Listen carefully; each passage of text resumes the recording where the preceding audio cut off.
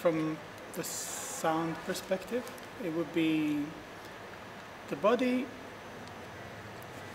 is there as a prerequisite for listening. Listening requires the body. Body tends to listen. And within that, the ears themselves have a particular way of correlating with other faculties, which I find really interesting and useful in thinking about sound, not as a separate sense, but as a sense that tends to collaborate, tends to be part of a larger synesthesia, perhaps, to complete the picture or to add certain presence to it.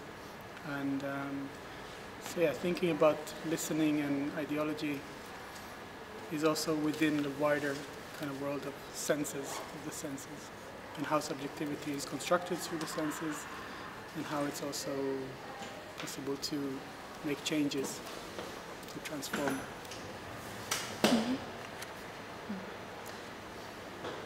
For me, I try to address the contradictions of resistance to vulnerability, which are based on the notion of the body as a closed, bounded entity, and I sort of linked it to how the sovereign power constitutes itself by excluding the so-called abject, which could become the refugee or the political dissident or the migrants, and often in the literature of political theory we find that the sovereign is actually figured as a body, like the Leviathan of Thomas Hobbes, where the sovereign is the head, with people compose his body, and the land.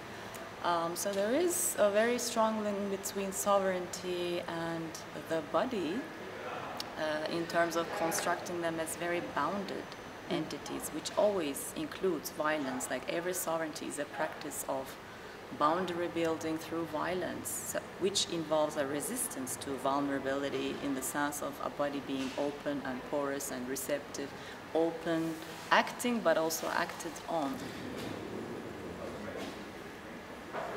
There's a problem in dealing with actual events and political events and with issues of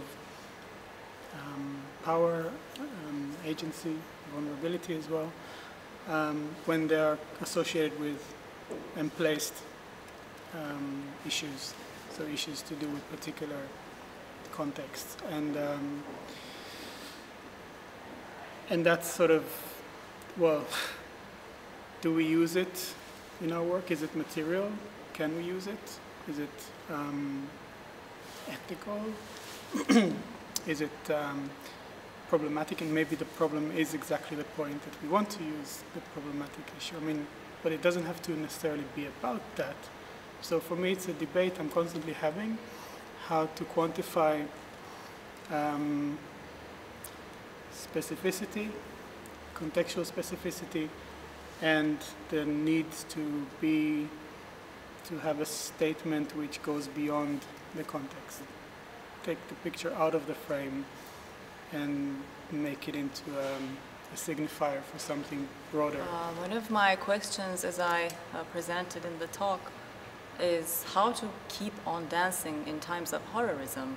And for me, in the context of Turkey, it becomes a real urgency, because within the last 2 years we have been founding ourselves in a context that is spiraling downwards into a very unique kind of dictatorship, and our potentials and possibilities for organizing alternative but at the same time I think we could translate it to the entire dance world, the transnational dance world, to think how to translate these concepts into our practices and organizational forms. How are we as a dance world rendered vulnerable? What forces are impinging upon us? What forces, what systems of support, what infrastructures are withdrawing, or what infrastructures are we taking for granted? Like such a space, for example, is such a unimaginable for me. This also is not something to be taken for granted. So holding on to the institutions and building alternative institutions, engaging with institutions perhaps as a potential way of addressing vulnerability positively.